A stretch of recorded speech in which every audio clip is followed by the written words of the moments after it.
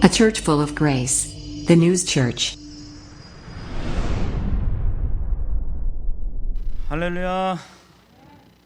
자, 제가 올라오자마자 안경을 바꿨죠. 이제 나이를 못 속이겠어요. 죄송합니다. 안 보여요. 그래서 결국은 안경을 또 뭐 책 보는 용도 이런 거 다른 걸 해놨는데 이 안경이 참 재밌어요. 여기서 여기는 잘 보이는데 지금 앞에 계신 분이 누군지 구분이 안 돼요. 그러니까 마음 놓고 편안하게 예배를 은혜 가운데 드리시기를 바랍니다. 한 주간도 잘 보내셨고 또 한 주간도 하나님의 은혜 가운데 수고들 많이 하셨습니다. 우리의 계획에 가득 차 있었던 그 한 주간이었어도 우리의 계획대로 다 되진 않았어도 하나님의 계획 안에서 우리가 인도받고 보호받고 살았음을 믿고 감사하는 삶이 되시길 축복합니다. 오늘 본문의 제목을 가지고 나눌 은혜의 말씀의 제목이 뭐냐면요, 뭐예요? 안다. 이게 무슨 외래어도 아니고 내가 네 마음을 안다. 오늘 본문의 내용이 그거죠. 하나님께서 분명히 우리에게 오늘 말씀을 통해 주시는 것은 지금 내가 처해 있는 이 상황이 어떠한 모습, 어떠한 환경이라 할지라도 하나님께서 이미 그걸 다 안다는 얘기예요. 나의 환난과 궁핍을 알고 계신다. 우리가 본질적으로 살아갈 때 하나님의 은혜 안에서 살아가는 그 모습의 본질이 믿음 안에서 충성하고 순종할 때 하나님의 축복이 부어지는 것인데, 사실상 우리가 살다 보면 그걸 다 못할 때가 많이 있음을 우리가 고백을 하고 삽니다. 우리 잘 아시는 그 맹자 있죠. 그래서 맹자보다도 사실 저는요, 그 맹자의 어머니가 더 대단한 분이라고 생각을 해요. 선인들 중에 먼저 살아간 사람들 중에 많은 교육을 통해서 또 학식을 통해서 아주 위대한 사람들, 위대한 학자들이 많이 있음에도 불구하고 우리 동양에서는 이 맹자, 주자 뭐 이런 사람이 유교 사상에 대한 부분들을 이야기하는데, 오늘은 그것이 중요한 것이 아니라 그 맹자의 어머니 이야기를 합니다. 그것으로 이제 이야기를 시작을 할까 싶어요. 맹모 삼천지교, 이런 말 다 아시죠? 내용이 뭐예요? 맹자의 모친이 아들의 교육을 위해서 3번을 이사를 했는데, 그 3번의 이사를 통해서 보여졌던 그 아들의 맹자의 변화를 가지고 보여주는 그 교훈, 그것을 맹모 삼천지교라고 표현을 합니다. 남편을 잃었어요. 젊은 나이에 어린 아들을 데리고 맹자의 어머니가 살러 가는데, 처음에 이사 간 곳이 어디예요? 너 돈이 없고 형편이 어렵다 보니까 그 형편에 맞춰서 간 곳이 바로 장례식장, 무덤가 옆이었단 말이에요. 그러니까 맨날 곡소리 나고 맨날 땅 파고 하는 그 모습에 아이가 이제는 노는 게 뭐냐면 삽 가지고 땅을 파면서 에고 하는 이런 곡소리를 내는, 흉내를 내면서 하는 모습이 이거는 아니다 싶으니까 그 다음에 이사를 가게 돼요. 어디로 갑니까? 시장통, 푸주간 옆으로 이사를 가는데, 푸주간이 뭐 하는데요? 짐승을 잡아서 그 짐승의 고기를 잘라서 파는 곳이잖아요. 그러다 보니 애가 맨날 맹자가 노는데 이것도 흉내를 내는 거, 맨날 써는 흉내를 내는 거. 이것도 아니겠다. 근데 뭐한 부모 같으면 야 그래 장사 배워라, 애시당초 애기 때부터 너 장사 배워서 부자 되라 라고 그렇게 할 수도 있었겠지만, 맹자의 어머니는 그러지 않았습니다. 이번에 3번째로 간 데가 어디예요? 서당 옆 뒷 골방에. 그랬더니 맨날 아침마다 하늘 전 따지 이런 식으로 공부하는 소리가 들리니까 맹자가 보고 배운 게 그거예요. 이제부터는 공부하기 시작을 합니다. 자, 그래서 마지막 3번째 이사를 하며 아들을 위해 학교 옆으로 이사를 했더니 그 아들이 뭘 했더라? 공부를 열심히 해서 나중에 아주 멋진 학자가 되었더라. 자, 이게 맹모 삼천지교의 이야기예요. 우리가 여기서 이것만 딱 이 사실을 들으면 우리가 뭘 느낄 수 있나요? 부모의 역량이 얼마나 중요하느냐, 부모가 자식을 위해서 어떻게 살았느냐, 굉장히 중요하다는 걸 알게 되지요. 그런데 그거보다도 하나 더 중요한 것은 사람은 환경에 따라 적응을 한다라는 것, 그거는 우리가 알고 있지만 너무너무 아이들은 순수하게 그 환경을 받아들이고 학습을 한다라는 겁니다. 그러니 예전에 우리 교회에 그런 분이 있었어요. 교회선 믿음 생활이 참 멋들어지고 간드러지고 신앙생활도 잘하는 것 같아요. 그런데 아들하고 같이 오는 아버지가 있었는데 그 아들이 아버지한테 맨날 뭐라고 잔소리를 해야 되는 거예요. 아빠, 목사님이 뭐 하지 말라 그랬는데 아빠는 왜 맨날 뭐 이거 해? 이런 식으로 하다 보니까 아빠가 뭐라 그래요? 견디질 못하고 목사님 죄송합니다 그러고는 교회를 안 나와버려요. 어떤 믿음이 좋은 걸까요? 목회자도 따지고 보면 목회의 사역지가 얼마나 중요한지 모르겠어요.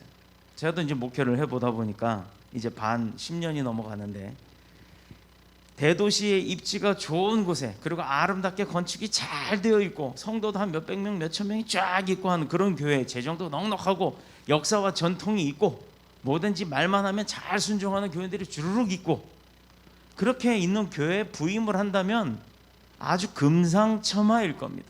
저는 그런 분들을 참 많이 봤어요.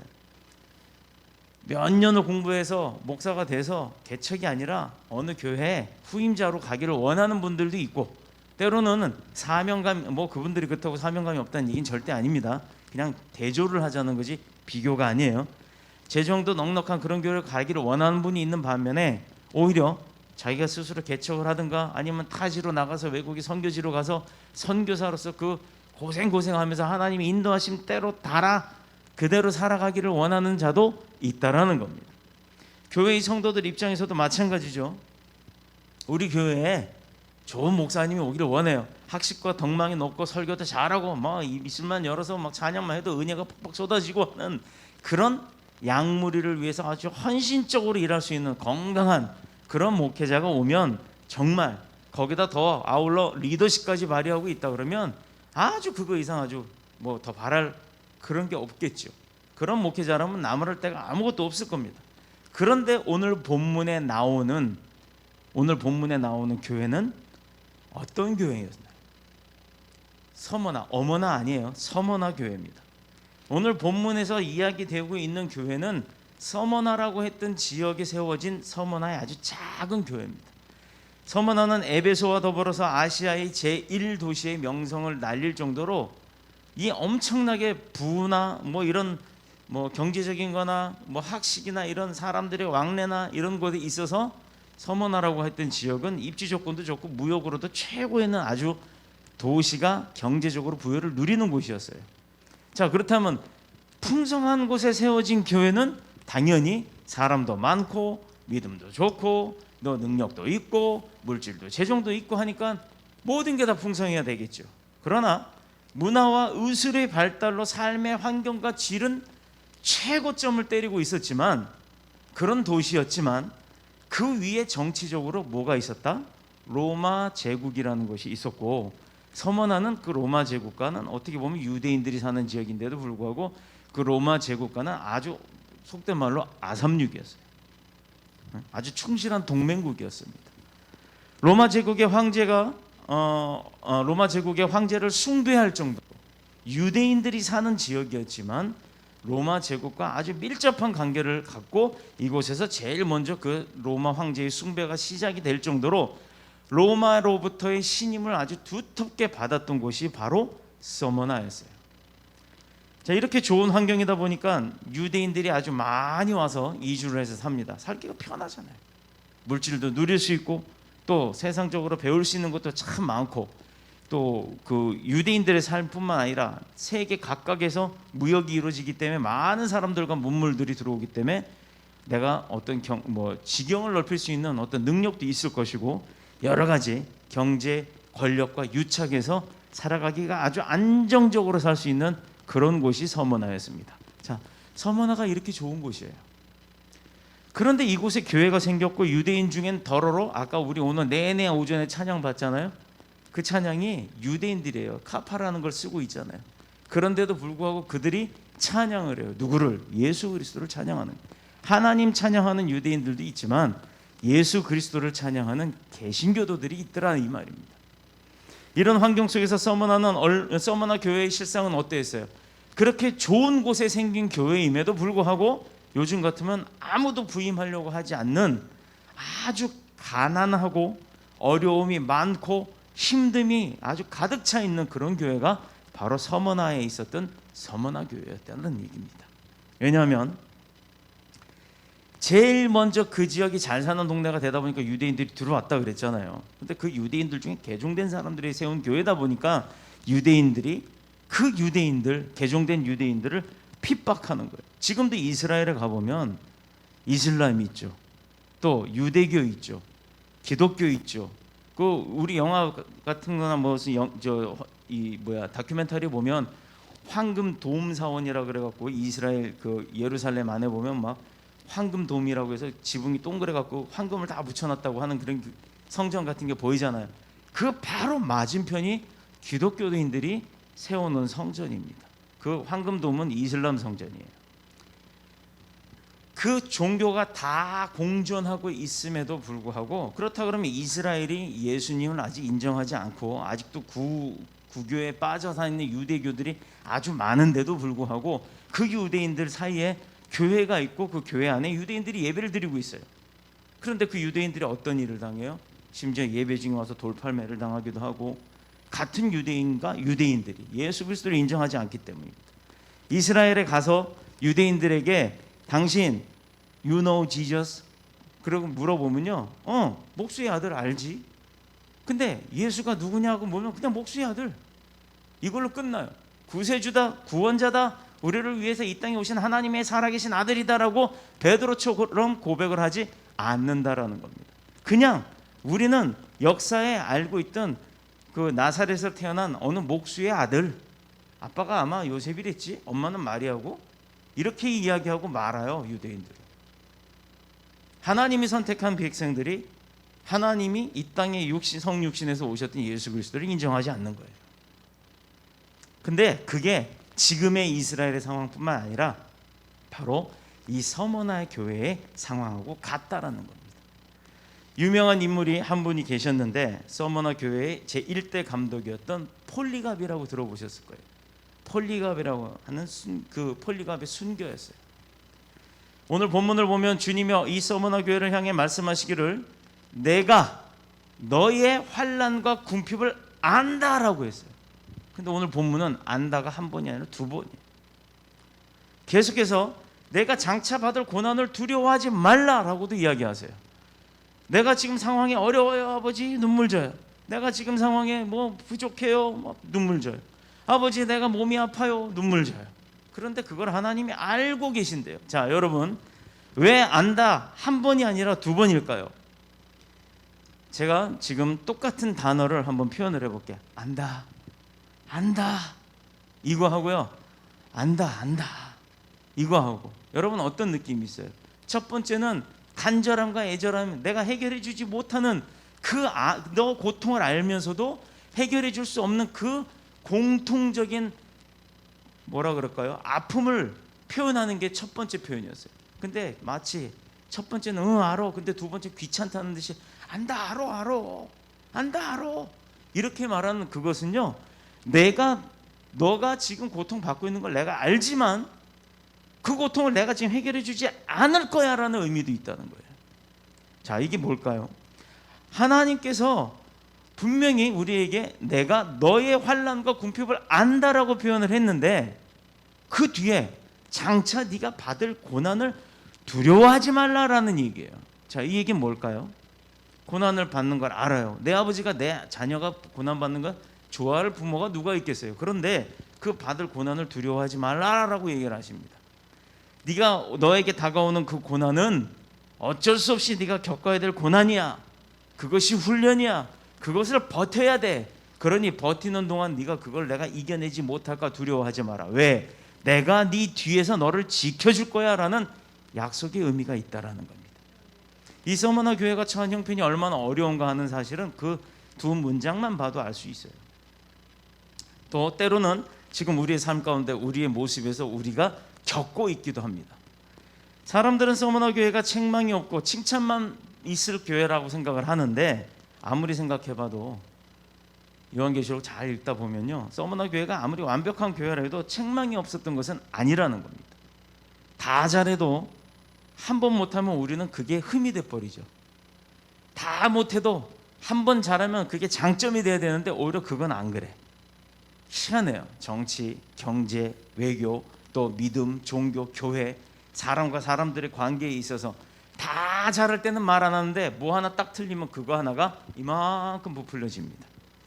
왜냐하면 이 지상에는 완벽한 교회, 또 완벽한 성도, 완벽한 사람은 있을 수 없기 때문이에요. 누구나 다 흠결이 있는 겁니다.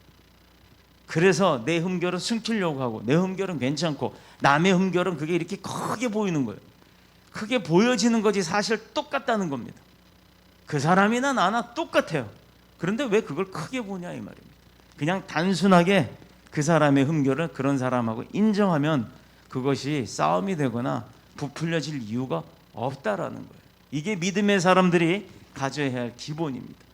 그 사람도 나도 하나님 앞에선 똑같이 흠이 있는 자입니다. 그래서 우린 맨날 기도하고 맨날 예배하는 거예요. 그들도 에베소 교회처럼 책망받을 만한 것이 있지만 그것이 서머나 교회를 결정적으로 어렵게 만드는 요인이 아니거나, 또 한 가지는 책망받을 일이 있지만 서머나 교회가 당하고 있는 그 형편을 볼 때 시기가 적절하지 못하기 때문에 말씀하지 않는 것으로 보이는 거예요. 자, 아까 그 얘기 했잖아요. 서두에 안다 알아. 그런데 어차피 네가 그거는 받아야 될 거다. 그러니까 너 훈련 삼아 받는다고 생각해. 우리가 군대 가서 그 뭐 PRI라고 있잖아요. 이가 갈리고 알이 베고 뭐 피가 나고 하는 거, 여자분들 모르죠. 죄송해요. 그 총을 쏘기 위해서 훈련하는 게 있어요. 뭐 엎드렸어, 앉았어, 막 이런 거 하다 보면 막 점프 갖고 엎드리고 막 이러다 보면 여기가 다 까져요. 그럼 온몸에 알이 베기고 총신 위에다가 바둑알을 딱 얹어놔요. 동그란 총 나가는 이런 볼펜 끄트머리 같은 데다가 바둑알을 얹어놔요. 그럼 이게 얹어질 것 같아요? 떨어지죠? 근데 얹어져요. 근데 거기서 또 총을 딱 쏘는 방아쇠를 당길 때 그게 떨어지면 안 돼요. 떨어지면 떨어지지 않을 때까지 훈련을 받아요. 그러니 온몸에 이가 갈릴 정도로 힘들고 피가 나고 알이 베긴다 해서 PRI라고 그렇게 표현도 했는데, 그런 훈련을 받아본 분들은 알 거예요. 그런데 그 훈련이 그렇게 힘들어도 마치고 난 다음에 총을 쏘면 어때요? 잘 맞잖아요. 그죠? 총을 명중을 잘 시키잖아요. 그걸 하기 위해서 훈련 받는 거예요. 우리 믿음의 사람도 믿음 생활할 때 내가 왜 멀쩡히 살 때는 몰랐는데 뭐 부어라 마셔라 막 신나게 살 때는 재밌고 즐겁고 행복했는데 내가 왜 믿음 생활을 한다라고 해서 교회를 나가자마자 왜 고난과 환난과 핍박이 막 쏟아지느냐라고 얘기하는 분들이 종종 있어요. 또 어느 분이 그래요. 우리 청년 중에 하나, 할머니가요 우리 집은 두 가지 종교를 믿으면 안 된대요 이렇게 얘기를 했대요. 두 가지 종교? 뭐 또 이 말 한다고 뭐 차별했다고 뭐 어쩌고 또 잡아갈라. 뭐 잡아가면 잡아가야 할 말은 해야지. 내가 설명하기 위해서 하는 거니까. 오늘 방송을 보는 분들이나 또 예배를 같이 드리는 이 모든 분들이 다 공통적으로 느끼는 게 있어요. 믿지 않는 가정에서 믿었을 때 어떤 문제가 생기면 네가 다른 데 나와, 네가 교회 나가서 그래 라고 이야기를 할 때가 있어요. 그런데 교회 안 나왔을 때 삶을 좀 보자고요. 교회 안 나와서 다른 종교를 믿으면서 살 때 거기서 생기는 문제는 뭐라 그럴까요? 그렇죠? 어차피 내 삶에 있어서 어떤 문제가 닥치는데 그게 내 환경이 바뀌었다고 해서 닥치는 건 아니란 말이에요. 그거를 그렇게 극대화해서 해석을 하고 극대화해서 말을 하기 때문에 분쟁이 생기는 거예요. 중요한 것은 책망이 아니라 이 교회가 당면한 과제 문제점처럼 그 서머너 교회가 했던 그 일들처럼, 그리고 형편이 어느 정도였느냐, 문제나 당면한 과제 이런 것이 아니라 그 교회 형편이 진짜 얼마만큼이었느냐. 분명히 주님은 그들의 환난과 궁핍을 안다라고 얘기했어요. 물질의 풍요로움을 누리며 로마의 권력 아래서 많은 자유를 누리고 있는 이 서머나 지역에 서머나 교회는 그런 혜택을 못 받는 유일한 곳이었다는 거예요. 자, 대한민국에 요즘에 굶는 사람 있어요? 있나요? 우리 교회가 해마다 송구영신 예배를 드릴 때 20kg짜리 쌀을 한 포대씩 다 나눠드리죠. 뭐 조그만 교회라도 할 거는 다 해요. 근데 그 쌀 한 푸대씩 교회에서 나눠주면 야, 교회가 쌀도 좋아하고 참 좋죠. 근데 요즘에 집에 쌀 없는 분이 있어요? 없는 분들도 있긴 있지만 대다수가 쌀이 많이 있죠. 쌀은 안 떨어지잖아요. 근데 정작 살펴보면요, 우리나라처럼 선진국 반열에 있다, 잘 사는 나라다라고 하지만 복지제도의 사각지역에 들어서 그 혜택을 누리지 못하는 사람들이 있더라 이 말입니다. 마찬가지예요. 그런 사람들을 찾아서 교회가 도와줘야 되고, 또 우리 믿음의 사람들이 그들을 위해서 헌신을 할 줄 알아야 되는 거예요. 그게 원래 교회가 해야 할 일이에요. 교회 세력 키우고 뭐 무슨 사역 넓혀서 자랑하고 이게 중요한 게 아닙니다. 많은 교회들이 다시 예전에 그렇게 나눔과 베품으로 이웃을 사랑했던 그 상황으로 되돌아가야 돼요. 근데 대부분 그래요. 내가 지금 먹고 살기도 힘든데. 아니, 먹고 살기 힘든 사람 보고 하라는 얘기 아니에요. 그나마 조금 먹고 살지 못할 정도는 아닌 사람들에게 하라는 얘기예요. 이게 충성인 거예요. 하나님이 내 이웃을 내 몸과 같이 사랑하라 했는데 요즘은 내 이웃이, 우리나라 없어진 거 그거 있잖아요. 이웃사촌 없어졌어요. 주차 문제로 칼부림하고 막 그러잖아요. 위층 아래층 이거 한다고 칼부림하고 그러잖아요. 이게 무슨 이웃사촌이에요. 이해할 줄 모르니까, 믿음의 사람들이 제대로 살지 못했으니까, 그래서 교회들이 핍박을 받고 교회들이 욕을 먹는 겁니다. 아니, 잘못은 내가 다 해놓고 왜 아버지가 욕을 먹냐고요. 우리 삶은 그렇게 살지 맙시다. 오늘 이 예배 듣고 이 설교를 듣는 분들은 하나님이 우리를 너무너무 잘 알고 계시니까 그런 하나님 앞에 죄송한 삶을 살지 않도록 노력하는 저와 여러분이 다 되시길 축복합니다. 서머나 교회는 그런 혜택을 누리지 못하고 있었어요. 어떤 혜택? 남들이 다 누리는 혜택을 교회가 못 누려요. 이유가 뭐냐? 종교적인 박해 때문이었습니다. 다시 말해서 부활하신 예수 그리스도를 믿고 따라가는 그 신앙 하나 때문에 당하는 고통이 있었다. 그런데 우리도 지금 그 고통을 똑같이 받잖아요. 믿는 자라고 해서 어디 가서 당당하게, 여기 지금 방송을 보는 분들이나 예배 드리는 분들 중에 나 어디 가서 당당하게 나 크리스찬이야 라고 당당하게 하실 수 있어요? 솔직하게. 내가 어느 청년한테 들은 얘기인데 아주 나 충격적이었어요. 사실 모임이, 술 먹는 모임에 가면 말을 못한대. 술 안 먹는 모임에 가면 자기는 크리스찬이라고 당당하게 얘기를 한대요. 그런데 교회에서 하지 말라고 하는 것, 그런 장소에 갔을 때는 싹 누가 찾아내서 야 너 크리스찬이잖아 라고 하기 전에는 말을 안 한다는 거예요. 말을 못 한대요. 자, 그런 믿음의 사람이, 그런 형편의 사람이 그런 마음으로 나가서 복음을 증거한다? 그런 마음으로 하나님 앞에 코람데오의 삶을 산다? 불가능하다는 얘기예요. 그게 현실입니다. 교회가 그런 것을 수긍을 해요. 근데 그게 잘못됐다라고 말을 안 할 수는 없는 거예요. 우리가 복음 생활을 하고 믿음 생활을 한다는 거는, 우리 오늘 내내 그랬잖아요. 충성하라. 어떻게? 죽도록. 하나님 앞에 충성을 그렇게 하고 살아도 모자라는 거예요. 우리가 마음을 그렇게 먹고 살아도 행실은 그렇지 못하다는 겁니다. 그런데 마음도 그렇게 안 먹고 산다 그러면 무엇을 할 수 있냐 이 말이에요. 신앙 하나 때문에 당하는 고통, 그것이 있어야 믿음 생활을 잘한다라고 칭찬받는다라고 성경에도 있잖아요. 그러므로 9절에 말하는 이 궁핍은 다름이 아닌 그 신앙생활을 지키기 위해서 겪는 그 고통, 그것을 겪어야만 하는 그 빈곤을 말하는 거예요. 그들은 예수 그리스도를 믿는다는 그 이유 하나 때문에 재산을 강탈당했어요.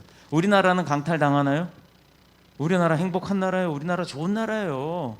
다들 왜 지금 막 방파 짓고 싸움 짓고 왜 나라가 잘못됐다라고 하느냐고. 내가 사는 내 나라인데. 우리는 천국 시민이라 천국 백성으로도 살지만 우리가 속해 있는 이 세상은 자랑스러운 대한민국이란 말이에요. 대한민국 국민이 하나가 돼야지 왜 자꾸 싸우냐고. 상대를 서로 이해하고 상대를 인정하다 보면 그 이야기들이 합리적인 한 부분이 나오잖아요. 우린 그게 중요한 겁니다. 어느 지역 뭐 우린 여기도 보면 지역 다 다르잖아요. 뭔 상관이에요. 내가 제주도도 가고 전라도도 가고 경상도도 가고 서울도 가고 경기도 광주도 가고 다 가잖아요. 그게 우리나라기 때문에 가는 겁니다. 대한민국, 우리나라. 대한민국 사람들이 다 그 마음이 좀 있었으면 좋겠어요. 죽으면 죽으리라 하는 그 일사각오, 신앙을 버리지 않겠다는 거. 마음만이라도 우리가 그렇게 삽시다. 내가 자랑스러운 대한민국, 외국 나가보세요. 한국 사람이라면 외국 사람들이 얼마나 지켜 세우는지 아세요? 그런 대한민국 사람이라고 해서 나가서 막 이러고 살면서 들어와가지고 서로 막 머리 뜯고 싸우면 이게 뭔 꼴이냐고요.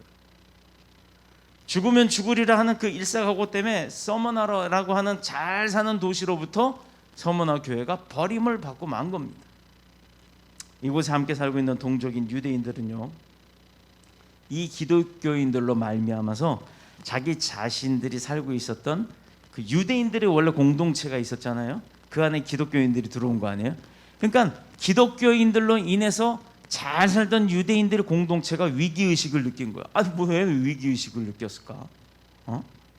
참 재밌죠? 왜 위기의식을 느꼈을까? 우리 요즘에요, 주택가에 교회 하나 부지 나와갖고 교회 하나 짓겠다 그러면 동네에서 난리가 나요. 왜? 시끄럽다고. 교회가 시끄러운 곳이에요? 아, 그러면 시끄럽지 않게 교회가 방음 잘하고 극장처럼 아주 멋지게 져서 땅땅땅땅 뭐 찬양하고 막 꽝꽝꽝꽝 찬양을 해도 동네에서 대체 떠드는 건지 찬양하는 건지 뭐 방언 기도를 하는 건지 모르게 하면 되잖아요. 근데 교회가 그런 시설은 갖추지 않고 겉모양만 크게 만드는데 관심을 둔다는 거예요.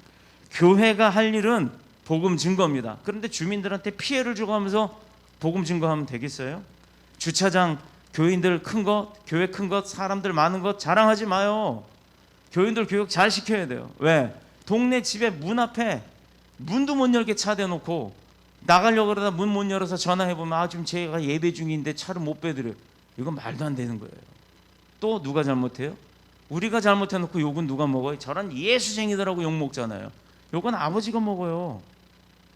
육의 아버지, 내가 나를 낳아주신 내 아버지 욕하면 여러분들 가만히 있어요? 막 나가서 막 멱살 쥐고 싸우잖아요. 그런데 왜 우리 아버지 욕 먹을 때는 가만히 있냐고요. 이게 잘못된 겁니다.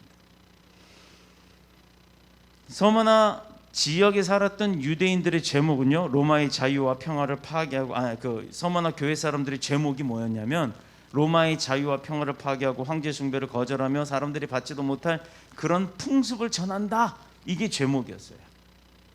말도 안 되는 거죠. 하나님 찬양하고 나를 구원하신 예수님 찬양하는데 그게 로마에 살던 유대인들한테 왜 죄가 됩니까? 그 결과 서머나 교인들은 이 도시 사람이라면 누구나 누릴 수 있었던 그 축복, 그 풍요로움, 자유로움을 박탈당하고 말았어요. 자, 여기에 주님께서 칭찬하시는 이유가 숨어 있다는 거예요. 그들은 주어진 환경이나 조건과는 관계없이 주님을 사랑하고 주님을 따라 순교할 각오가 되어 있다 없다? 되어 있었다라는 거예요. 그럼에도 불구하고 나는 복음을 지키리라, 나는 믿음을 지키리라, 나는 순종하리라. 바로 그게 그들이 유대인들의 삶 속에 끼어들었던 서머나 교인들의 마음가짐이었던 겁니다. 오히려 많은 환난과 역경을 딛고 하나님을 경배하고 그럼 그럴수록 하나님을 더 높여 찬양하고 그 안에 눈물 짓고 기도하며 그 십자가 복음 위에 아주 굳게 그 십자가 붙들고 서 있었다라는 거예요. 이런 모습이 서머나 교회 사람들이 세상에서 바라볼 때 그 교인들은 얼마나 가련하고 불쌍한 존재예요. 힘도 없지, 능력도 없지, 뭐 또 자유도 없지, 재산도 없지, 얼마나 불쌍해요. 그러나 세상적으로 보면 그런데 정말 보잘것없는 존재인데, 그러나 분명한 사실 한 가지는 세상 사람들이 믿음의 사람들을 어떻게 보느냐는 중요하지 않다라는 겁니다. 우리는 세상 사람들이 보는 관점으로 사는 것이 아니라 하나님께서 보는 관점으로 사는 거예요. 그래서 그 기준은 하나님이 기준이 되는 거지 세상이 기준이 되는 게 아니라는 겁니다. 중요한 것은 주님이 어떻게 보시는가, 주님이 우리 교회를 어떻게 보시느냐, 주님이 그 서머나 교회를 어떻게 인정했느냐, 이게 중요한 거예요. 또 목숨을 아끼지 아니하고 십자가를 붙들고 있는 이 사람들을 어떻게 보시는가. 더뉴스 복음교회 안에서 또 오늘 방송으로 예배 드리는 사람들과 함께 이 예배를 드릴 때 주님이 우리를 어떻게 보고 계시느냐, 그게 중요한 겁니다. 비가 많이 오죠. 또 더 많이 올 거라고 합니다. 그럼에도 불구하고 아이 둘 데리고 온 가정이 있어요. 어디서? 저기 안 들리는데 보라 들려? 집이 어디야? 포천이에요, 포천. 인천에 사시면서 무슨 말을 할 것 같아요, 제가? 됐어요. 여기까지. 상황이 다 있으니까.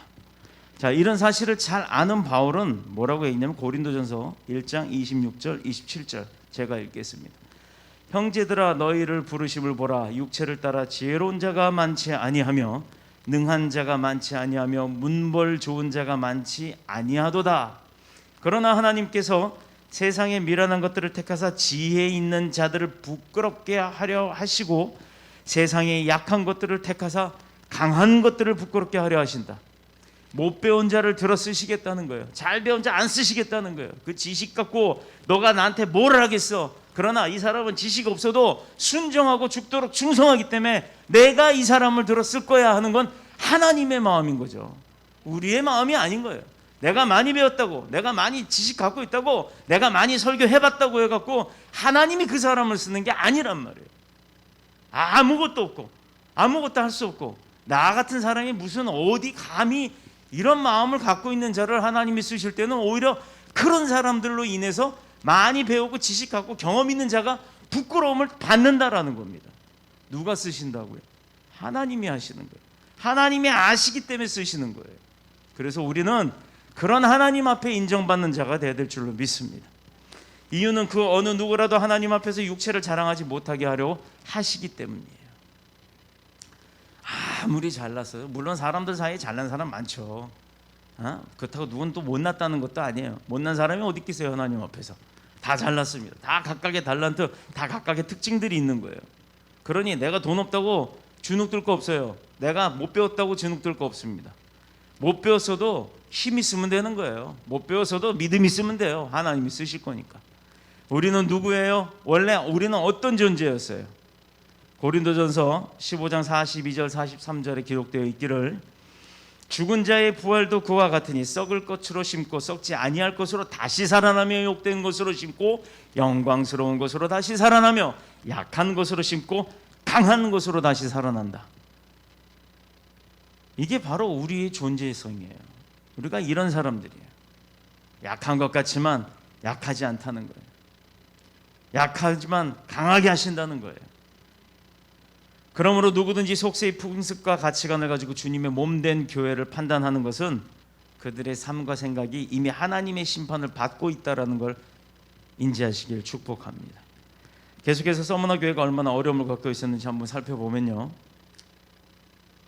서머나 교회를 핍박하는 데 가장 앞장선 사람이 누군지 아세요? 내가 저 뒤에 시계가 안 보여.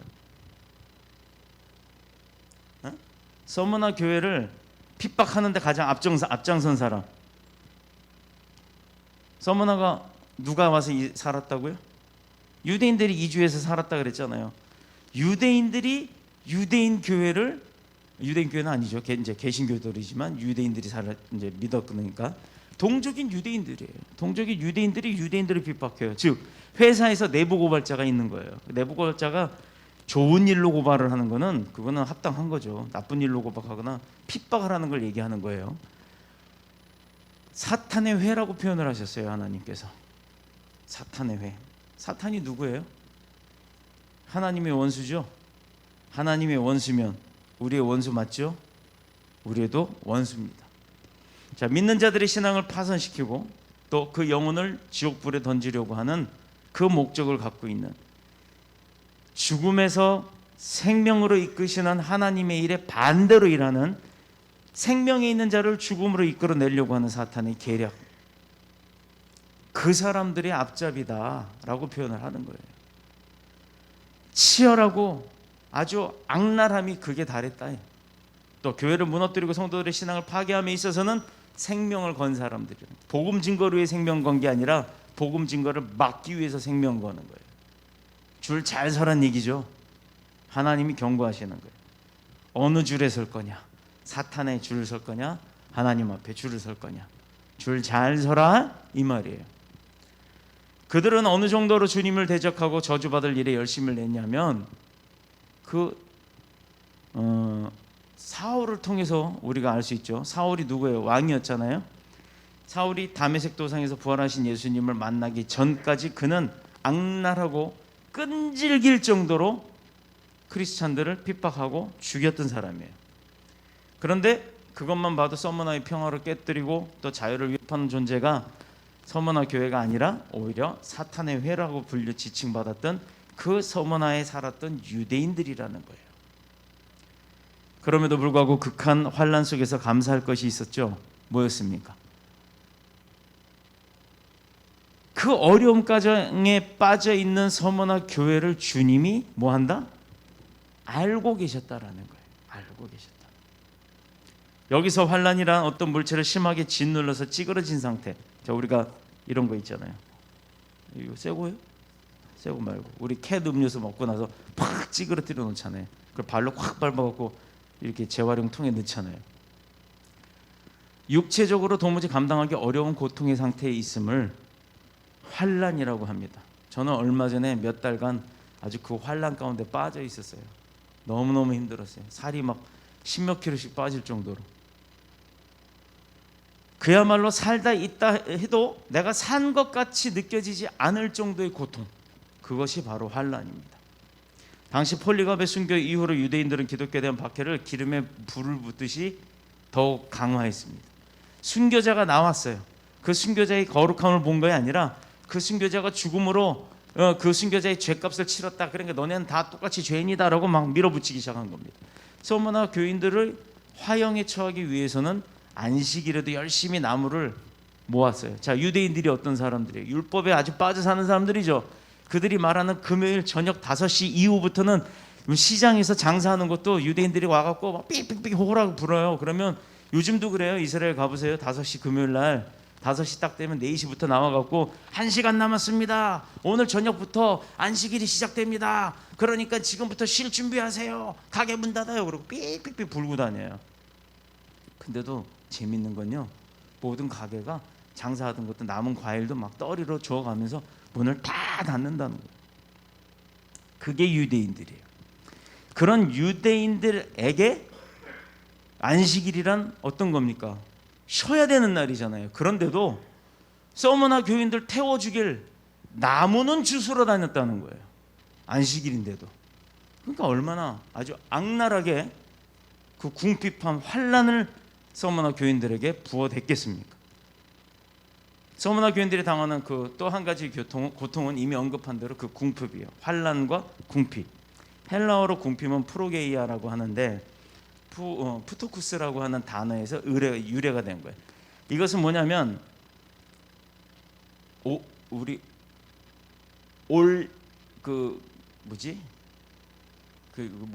이거 카드 하는 영화에 보면 올인이라고 하잖아요. 근데 그걸 잘못 발음을 해서 오링이라고 하더라고요. 오링이 아니라 모든 가진 걸 다 집어넣는다 해서 올인이에요. 그 올인이라는 게 뭐예요? 가진 걸 다 넣는다는 거죠. 근데 이 궁핍은 그 넣을 게 아무것도 없다라는 거예요. 완전히 나 빈털터리, 아무것도 없는 절박함, 이거를 궁핍이라고 얘기해요. 아까 환란은 뭐라고요? 감당할 수 없는 고통, 다 찌그러진 캔처럼. 자, 그들은 그만큼 심각할 정도로 가난했는데 감사한 것은 그들의 궁핍함을 이중적인 환란 속에서도 두려워하지 않았다라는 겁니다. 왜? 믿는 구석이 있잖아요. 나의 단단한, 제가 그 찬양 참 좋아해요. 나의 등 뒤에서 나를 도우시는 주. 누가? 주님이 도와요. 내 백그라운드는 몇백만 원짜리 악어백이 아니라 내 백그라운드는 값어치를 따질 수 없는 아버지 하나님이라는 거예요. 그 하나님이, 제가 가끔 그래요. 목사님은 되게 부자인가 봐요. 그래요. 왜요? 되게 부해 보여요. 아, 보이는 게 부한 거예요? 감사합니다. 우리 아버지가 부자거든요. 그랬더니 제가 굉장히 유산을 많이 받은 사람인 줄 알고 우리 아버지가 대단한 사람인 줄 알아요. 우리 아버지 대단해요. 하나님 아버지예요. 우리 아버지한테 돈 필요하면 용돈 타서 쓰면 돼요. 기도하면 되거든요. 기도하면 주시니까. 근데 안 주실 때가 더 많아서 문제죠. 너가 쓰는 것이 잘못됐으니까 안 주시는 거예요. 그런데 아버지, 저 사람 진짜 굶고 있어요. 나 저 사람 쌀 사줘야 돼. 돈 없어요. 주세요. 돈 주시더라고요. 그런데 주님은 이런 서머나 교인들의 상황을 전혀 모르시는 듯 말씀하시기를 실상은 네가 부요한 자다라고 얘기를 하십니다. 궁핍과 환란이 다 겪어져 있는 그 서머나 교인들에게 주님이 말씀을 하세요. 실상은 네가 부요한 자야. 그러니 염려하지 마. 여러분, 저는 지금 잘 압니다. 대한민국뿐만 아니라 전 세계가 눈에 보이지 않는 작은 바이러스 하나 때문에 이렇게 환란 속에 빠져 있어요. 궁핍함에도 빠져 있는 분들이 많아요. 자, 눈에 보이지 않는 바이러스가 존재함으로 우리가 이렇게 고통을 받지요. 바이러스는 고통을, 보이지 않는 바이러스는 고통을 주지만 보이지 않는 하나님은 우리에게 희망과 소망과 능력을 주시는 거예요. 근데 왜 보이지 않는다고 안 믿으세요? 여지껏 우리가 그런 하나님 때문에 살아왔는데 또 그럼 누가 그래? 당장 지금 막 들려. 그러면 목사님, 그 바이러스 하나님이 왜 만들어 놓으셨어요? 오늘 이 내용 안다. 이것도 겪어야 할 우리의 환난이란 말입니다. 훈련이라고요. 물론 이것은 실상이 네가 부유한 자라고 말하는 이것은 서머나 사람들이 맛보는 육체적인 부유함을 말하는 게 아니에요. 이것은 영적으로 하나님을 향한 신앙적인 부유함, 그것을 의미하는 거예요. 세상에 돈 많아도 예배 못 나오고 예배 안 나오고 믿지 않고 자기 멋대로 나를 믿어라, 내 돈을 믿어라, 내 권력을 믿어라, 내 주먹을 믿어라 이러고 사시는 분들 있죠. 그분들 다 그렇게 행복하게 살 것 같죠? 마지막 순간에 그분들 돌아가실 때 얼굴 보면 두려움에 떨어서 눈도 못 감는 분이 있어요. 왜? 그땐 보이잖아요. 사람은 영적 존재예요. 그 영의 세계에 눈이 딱 떠지는 순간에 그동안 자기가 안 믿었던 게 다 보이니까 그때부터 얼마나 놀래요. 내가 그동안 잘못 살았구나. 눈을 번쩍 뜨고 눈도 못 감고 주면 얼마나 안타깝습니까? 얼마나 무서웠으면 눈을 뜬그랗게 뜨고 눈을 못 감아요. 그런데 믿음 생활 잘하신 분들 돌아가실 때 봐봐요. 이분들은 자는 건지 웃는 건지 구분이 안 될 정도로 편안한 모습으로 가시잖아요. 세상에 대하여는 찢어질 듯한 가난함이 있었지만 믿음에는 부요한 자요, 또 영적으로는 주님께 자신들의 생명을 아끼지 아니하고 죽기까지 충성을 다하기로 다짐한 사람. 극한 상황의 궁핍함이라 할지라도 그들의 신앙을 무너뜨리지 못했다는 거예요. 누가? 서머나 사람들이, 서머나 교인들의 신앙은 무너뜨릴 수가 없었다라는 겁니다. 그래서 주님이 실상은 서머나 교인 니들이 더 부자다라고 얘기를 하신 거였어요. 극한 상황이 궁핍함이라도 못 무너뜨린다는 겁니다. 잠깐 후에 받을 10일 동안의 환난도 믿음의 공동체를 흔들지 못했어요. 바로 이런 위대한 영적 전투를 온 세상에 나타내시고자 주님은 그곳에 서머나 교회를 세우신 겁니다. 계속해서 주님은 가혹할 정도로 힘들고 어려운 이 교회를 향해 다시 말씀을 하는데 뭐라고 얘기하냐? 이게 이제 핵심 포인트. 이거 잘 지키면 축복받는 거예요. 이게 우리가 해야 할 사명인 거예요. 네가 죽도록 충성하라. 그리하면 내가 생명의 면류관을 너에게 주리라. 우리가 이거 때문에 사는 거잖아요. 이것 때문에. 가장 어려운 지역에 주님의 몸된 교회를 세우고 서머나 지역의 풍요로움과 상관없이 그들을 고난과 궁핍 가운데 두신 것은 그들에게 가장 귀한 것을 주시려고, 생명의 면류관을 주시려고 했기 때문인 거예요. 여러분, 저희 셋째 처형이 이 옷을 만드시는 분이에요. 뭐 저는 이제 옷을 느리기도 줄이기도 다 그 처형한테 가서 하는데, 그 처형한테 가서 하면 뭐 이거 완전 옷이 갑자기 명품 옷이 돼. 후줄후줄한 것도 갖고 갔다 수리를 하고 오면 몸에 딱 맞는 맞춤처럼 바뀌어요. 아주 인류예요. 그런데 그 처형이, 눈도 잘 안 보이는 처형이 바느질을 하면서 한땀 이걸 막 해가면서 옷을 하나, 이제 이런 그 시원한, 이거 뭐 무슨 재질이라 그래? 하여튼 모르지만 바람이 술술 통하는 이런 재질로 옷을 하나 만들었어. 근데 또 한 사람이 부탁을 합니다. 아주 튼튼한 가죽 옷으로 똑같은 옷을 하나 만들어 주세요. 가죽 옷 만드는데 시간이 되게 오래 걸리죠. 그리고 힘도 많이 들어가요. 그러면 당연히 가격도 비쌀 거란 말이에요. 그런데 어떤 사람은 그 가죽 옷을 더운데도 입었습니다. 자, 두 사람이 동굴로 가요. 동굴로 들어갔는데 그 안에 막 다이아몬드니 보석이니 막 귀금속이 잔뜩 있어. 그 동굴 주인이 그 두 사람에게 그래요. 야, 다른 건 손대지 마. 여기 있는 금덩어리만 너네가 가져갈 수 있을 만큼 네 옷에 잔뜩 넣어서 가져가라 하고, 여러분 만약에 그러신다면 여러분은 어떤 사람이 더 유리할 것 같아요? 안 해봐서 몰라요? 그러면 공약을 걸을까요? 52주 다 나온 분은 한 분도 결석 안 한 분 내년에 우리가 금 한돈 주기로 할까? 한번 넣어보면 알 거 아니에요. 자, 금은 부피에 비해서 무겁죠. 이런 시원한 옷, 얇은 옷으로 만든 주머니에는 넣으면 몇 개 못 넣어요. 가죽 옷은 터지라고 넣고 장크 채우고 밑에 묶고 이 안에 집어넣어도 찢어지지가 않으니까 잔뜩 넣어갖고 나올 수가 있겠죠. 이 얘기는 뭐냐면 가죽 옷 만드는데 힘들고 돈도 더 들어가겠지만 그만큼 노력한 사람에게는 그만큼 받는 가치도 높다라는 거예요. 내가 죽도록 충성하라. 충성하기도 힘든데 죽도록 하래요. 이거 무슨 노예 부려먹는 것도 아니고 그렇게 하라? 그런데 우리가 하나님 앞에 교회나 목사한테 충성할 필요 없어요. 하나님한테 충성해야죠. 이것은 무슨 의미냐? 주님을 따르는 이 믿음의 목숨을 걸면 영원한 영광을 하나님께서 주시는 거지 교회에서 주는 거 아니고 목사가 주는 거 아니란 말이에요. 우리가 그걸 잘 알고 믿음 생활해야 합니다. 성도는 환난과 궁핍과 갇힘 속에서도 마침내는 생명을 잃을 수 있죠.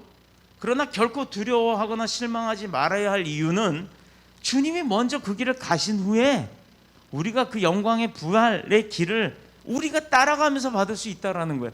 길 개척. 여러분 밀림의 정글 그 누구야? 김병만 나오는 밀림의 정글인가 정글의 밀림인가? 그거 보면 이만한 그 칼 가지고 팍 밀림을 헤치면서 가잖아요. 김병만이 힘도 좋고 땅땅하면서 체격도 좋으니까 그 양반이 막 이거 하고 가면 그 사람은 막 땀을 흘리듯 가지만 그 뒤에 따라가는 그 부족원들이라 그래? 그 일행들은 어때요?